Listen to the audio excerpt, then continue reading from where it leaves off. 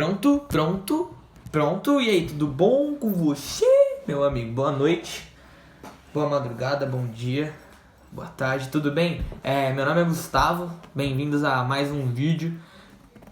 É a terceira vez que a gente tá gravando, então eu tô um pouquinho meio estressado aqui. Não, cortou na metade, tava na metade. Sabe quando você encontra a veia da pregação, sabe? E aí cortou, cara, eu fiquei tão triste. Mas e aí, como é que você tá? Seja bem-vindo a mais um vídeo. Tô com meu amigo hoje, dá um salve aí, Negão. Salve, tropa! Salve, tropa. O nome dele é Negão. O apelido é Cauã. Salve, tropa. Bom, vamos lá, terceiro vídeo, né, da nossa série Parábolas do Reino. Eu confesso que eu me sinto um pregador quando eu falo isso. Mas vamos lá. Terceiro vídeo, hoje a gente vai falar sobre a parábola do grão de mostarda. Parábola do grão de mostarda, Mateus capítulo 13, versículos 31 e 32, poucos versículos. Como são poucos versículos, eu vou ler mesmo o texto hoje, tá, gente? Vamos lá. Outra parábola lhes propôs Jesus, e disse: o reino dos céus é semelhante a um grão de mostarda que um homem tomou e plantou em seu campo, o qual é, na verdade, a menor de todas as sementes, mas crescida se torna maior do que todas as hortaliças, de modo que as aves do céu vêm e se aninham nos seus ramos, fazem abrigo nos seus ramos, fazem ninho em seus ramos. Bom, a terceira característica que a gente enxerga nesse texto do reino dos céus que Jesus traz para nós é que o reino de Deus é abrigo. O reino de Deus é abrigo para os necessitados, para aqueles que não possuem onde se abrigar. O reino de Deus é abrigo. Eu queria separar esse vídeo em duas partes. Primeiro, no versículo 31, quando ele fala ali: o reino dos céus é semelhante a um grão de mostarda que um homem tomou e plantou no seu campo. Certo? O grão de mostarda é a menor semente que existe de todas as hortaliças, de todas as árvores, enfim, das sementes ela é a menor que existe, ela é minúscula. Tinha um grão de mostarda aqui, mas eu não sei onde vai parar. Enfim, mas é a menor de todas, sabe? E eu creio que existe algo que precisa acontecer na nossa vida para que o reino venha e ganhe proporção no nosso coração, no nosso interior, para que de fato o reino de Deus se estabeleça na nossa vida e nós façamos parte dele.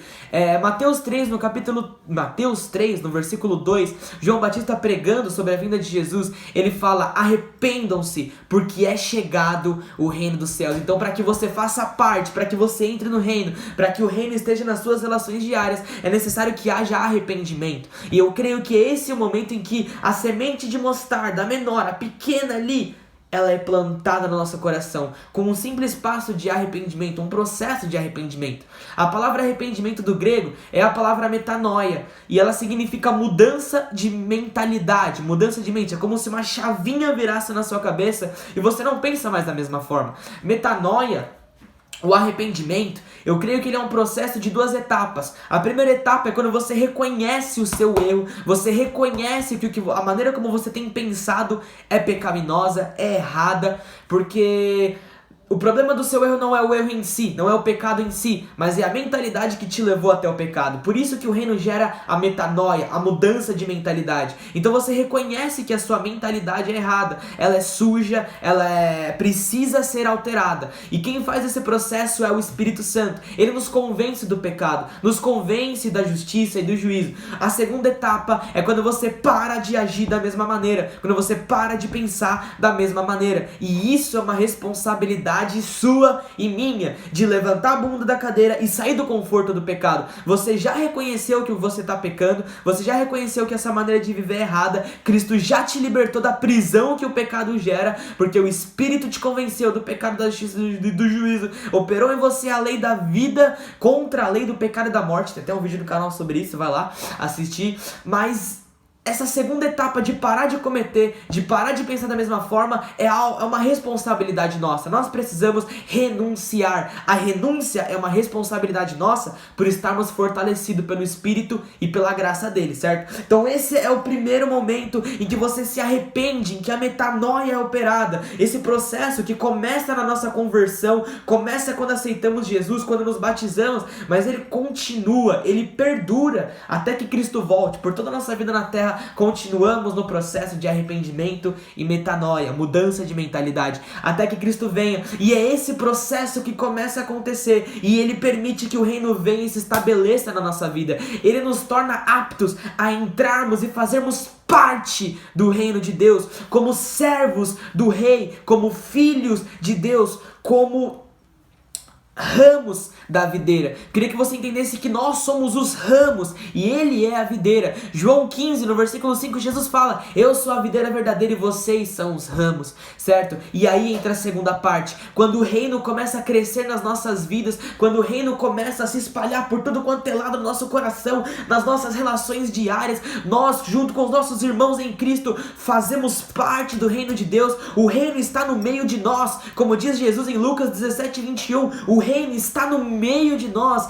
Os princípios do reino são gerados no nosso coração, eles são vistos nas nossas práticas, nas nossas obras. Nós vivemos para Deus. O primeiro, o primordial, o maior de todos os princípios do reino, que é o amor, ele cresce dentro de nós, ele exala através dos nossos olhos, através das nossas palavras, através das nossas atitudes. Ele exala, o amor exala, e o amor por Deus acima de tudo, em que vivemos dedicadamente a Ele, e o amor pelas pessoas. E é isso que precisa ser gerado. Quando o arrependimento vem, o reino estabelecido, é gerado o amor, esse amor total, em que derramamos a nossa alma para Deus, nos concentramos totalmente, integralmente a Ele. E o amor pelas pessoas, como se elas fossem nós. Amar as pessoas como amamos a nós mesmos é amá-las como se elas fossem nós. As necessidades delas se tornam as nossas necessidades. O que dói no coração delas começa a doer no nosso coração. O que faz elas se alegrarem faz nós nos alegrarmos também. O que faz cair lágrimas dos olhos delas faz cair lágrimas dos nossos olhos também. Amar o outro como ama a si mesmo é quando você chora junto, quando você se machuca junto, quando você se alegra junto. E esses são os efeitos do reino de Deus. E é por isso que o reino de Deus é abrigo, porque nós, quando somos participantes do reino, quando somos ramos da videira, quando trabalhamos para que a videira frutifique, nos tornamos um lugar onde as pessoas podem vir e fazer abrigo em nós. Nós nos tornamos o consolo que a sociedade não tem. Sabe, o reino de Deus não é algo totalmente fora do império das trevas. O mundo é governado com pessoas que são governadas pela sujeira do pecado, pelas trevas que Satanás coloca sobre a vida das pessoas, com tristeza, com amargura, com angústia. Não é um lugar totalmente tá fora do reino de Deus. Pelo contrário, cara, o reino tá dentro do império das trevas. Gustavo, isso é muito pesado. O que você está querendo dizer? Eu tô querendo dizer que nós, como cristãos, não estamos fora do mundo, não estamos em outro lugar e vivemos num outro planeta como se não tivéssemos relação com aqueles que não conhecem a Cristo. Pelo contrário, nós estamos integrados no mesmo lugar que eles. Mas é muito louco uma comparação que esse livro aqui, O Reino de Ponta Cabeça, Donald Scrabble, foi o cara que escreveu, ele fala que as ações do reino de Deus acontecem dentro do mundo, é no império das trevas, é no estádio da sociedade que operam as ações do reino. Nós, cristãos, cheios de amor, vivemos dentro do império das trevas, porém com o reino visto nas nossas relações.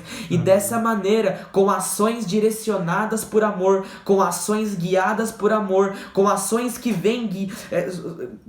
com ações que são guiadas pelo Espírito Santo, nós nos tornamos o abrigo que as pessoas precisam. Sabe, uma coisa que esse cara fala nesse livro é que nós vivemos no estádio da sociedade, mas nós somos pessoas que seguem regras especiais e somos direcionados por um outro treinador. Amém. Sabe? Então, quando nós fazemos parte ali da videira, nós não saímos do ciclo onde nós vivemos, pelo contrário, ainda estamos lá, mas nós nos tornamos o abraço que as pessoas não têm, mas que elas precisam. A gente deixa de lado os nossos interesses, nós deixamos de lado tudo que nós pensamos, tudo que nós queremos, para que essas pessoas se sintam amadas por Deus. Como Paulo, em Atos 16, junto com Silas, dentro da prisão, meia-noite eles começam a cantar, a cadeia cai, Deus opera um grande milagre. Mas o carcereiro, vendo aquilo, ele fala: meu Deus, eles vão fugir, então eu vou me matar para não ter que ser morto pelo Império Romano. Mas Paulo fala: nós estamos livres, mas já que isso vai gerar morte em você, então eu vou me fazer de prisioneiro.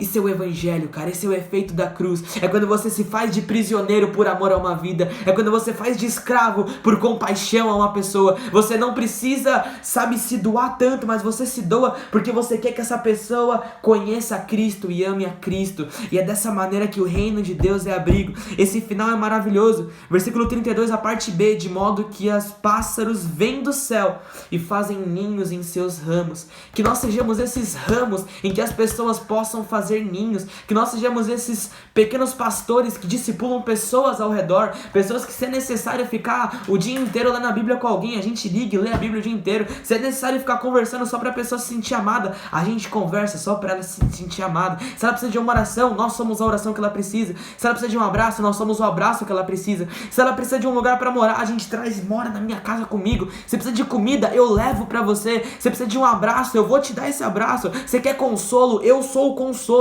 Porque Cristo está em mim, a vida do Espírito está em mim, o Espírito Santo vive em mim, e aquilo que está em mim eu derramo para você, e isso me faz abrigo para os necessitados.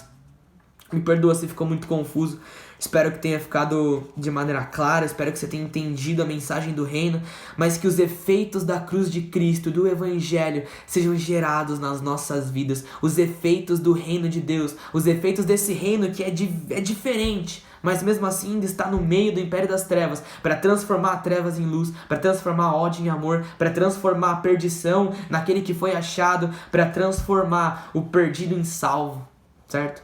Que nós possamos ser abrigo para as pessoas. Amém? Glória, que você curtiu aí o vídeo, dá um like, compartilha e tamo junto, tamo junto. Vamos ser abrigo, falou, é nóis. Aí vai ver um gravando.